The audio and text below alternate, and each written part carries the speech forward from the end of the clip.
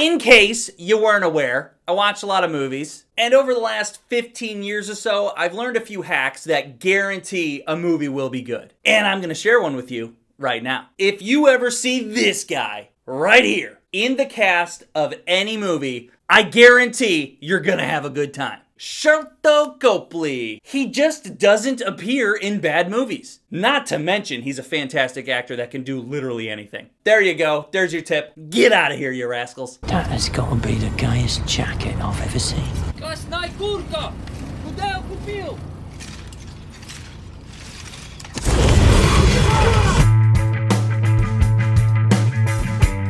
Well, the plot is simple. This is an underdog goes on a violent killing spree for revenge kind of flick. This dude learned how to fight on the streets to survive, and now he's an underground fighter. He finds an opportunity to go after the people that ruined his life and set him on a path of violence. He takes that path of violence and then directs it directly at them. Dev Patel, you may know him from Slumdog Millionaire, or The Green Knight, or my favorite of his, Lion. The entire weight of this movie is on him. He wrote it, he directed it, he's the lead actor. That's a lot to put on one guy, and he killed it in every way possible. His character in this is 98% of the focus. All the other characters in this are just side characters. They're there to either help him or hurt him. And this guy is just so full of rage that you can almost see it popping out of his fucking skin. And Dev made that believable. I'm sure people are gonna compare this character to John Wick. I guess so. He wears a suit and has long hair, if you just want to go surface level with it. But John Wick is a trained killer that happens to be the best.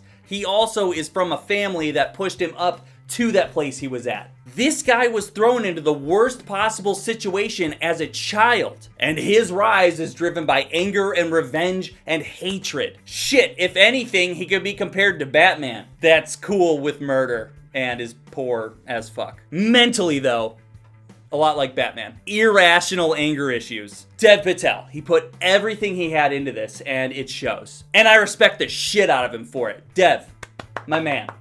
Amazing job. Dude!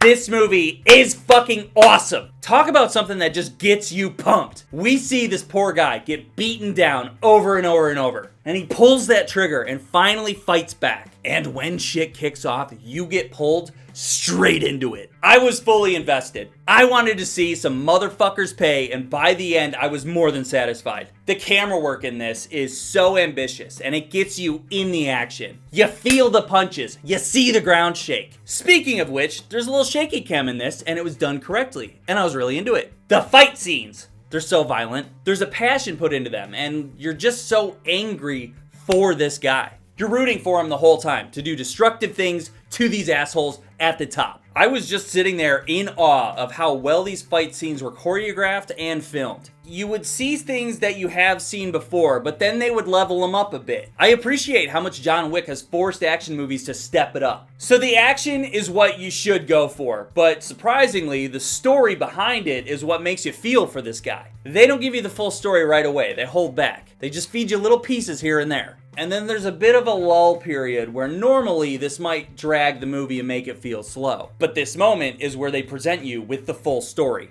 Side note, during this lull period, there are a group of people that help him out, and they're very kind to him. And that kindness does come full circle, and I think it's a very important thing in the movie.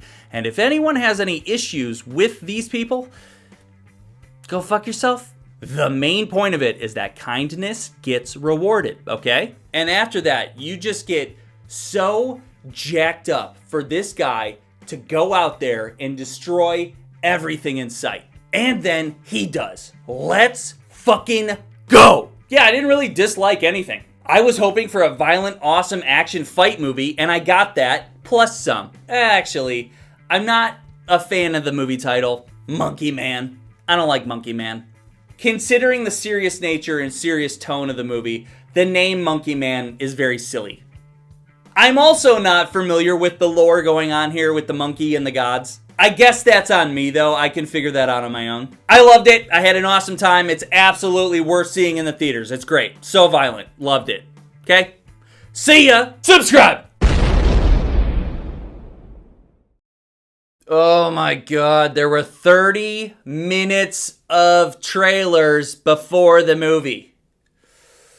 What the hell? And it's not even movie trailers anymore. It's like TV commercials too. I could see that shit on TV. And as far as movie trailers go, I follow YouTube channels that show me movie trailers. Stop tacking on an extra 30 minutes of runtime. When you tell me I need to be somewhere at a certain time, don't start the movie 30 minutes after that. I'm about to go Monkey Man in this shit. Start beating the piss out of everyone I see until I reach the movie theater executives. 30 minutes of trailers is fucking bullshit. To come back here and tell our enemies that they may take our lives, but they'll never take our freedom!